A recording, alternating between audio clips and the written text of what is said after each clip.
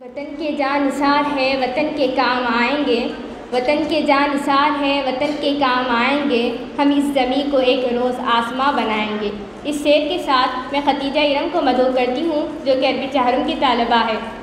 ختیجہ ارم۔ الحمدللہ وکفا والسلام علی عبادہ الذین اصطفیٰ، اما بعد۔ محترم علی جناب ناظم صاحب، صدر مدرس صاحب اور مشفق اساتذہ اکرام اور معزز حاضرین، آج کا یہ تاریخ 7 دن جس کو جشن جمہوریت کے طور پر ہر سال پورے ملک میں منایا جاتا ہے، آج سے تقریباً 76 سال پہلے 15 اگست 1947 کو ہمارا ملک انگریزوں کے چنگل سے آزاد ہوا تھا۔ انگریز یہ ملک چھوڑ کر چلے گئے لیکن ہندوستان کا کوئی عین مرتب نہیں ہوا تھا، اس لیے آزادی کے بعد بھی کچھ دنوں تک انگریزوں کے عین کے مطابق ہی ہمارے ملک کا نظام چلتا رہا،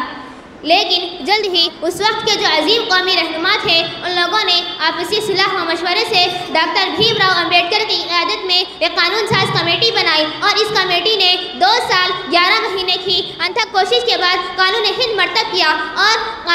26 جنوری 1950 عیسوی کو اس قانون کی ایک کاپی پارلیمنٹ، قانون ساز اسمبلی اور عدلیہ میں سونپ دی گئی کہ ملک کا نظام اسی عین کے مطابق چلے گا۔ ہمارا یہ ملک مختلف مذاہب اور مختلف قوموں کا گہوارہ ہے، یہاں ہر قسم کے لوگ بستے ہیں، یہاں ہر مذہب کے ماننے والے موجود ہیں، اس لیے دستور ہند میں تمام مذاہب اور تمام قوموں کی رعایت لکھی گئی ہے اور عین کی پہلی دفعہ یہ بنائی گئی کہ ہندوستان ایک سیکولر اور جمہوری ملک ہے، یعنی ہندوستان کا کوئی سرکاری مذہب نہیں بلکہ ہر مذہب کے ماننے والوں کے لیے یہاں پر مکمل آزادی ہے۔ اور دستور ہند میں دستور ہند کی پہلی دفعہ در حقیقت یہی ہمارے ملک کی شناخت ہے اور اس پر عمل کرنے میں ملک ترقی کرے گا، لہٰذا ہم ہندوستانیوں کی بڑی ذمہ داری ہے کہ ہم سب مل کر دستور عین کے مطابق ملک کی تعمیر و ترقی میں حصہ لیں اور ملک کی حفاظت کریں اور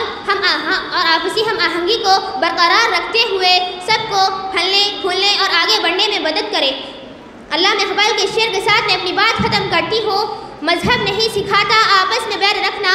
مذہب نہیں سکھاتا آپس میں بیر رکھنا، ہندی ہے ہم وطن ہے ہندوستان ہمارا، وما علینا الا البلاغ، والسلام علیکم ورحمۃ اللہ وبرکاتہ۔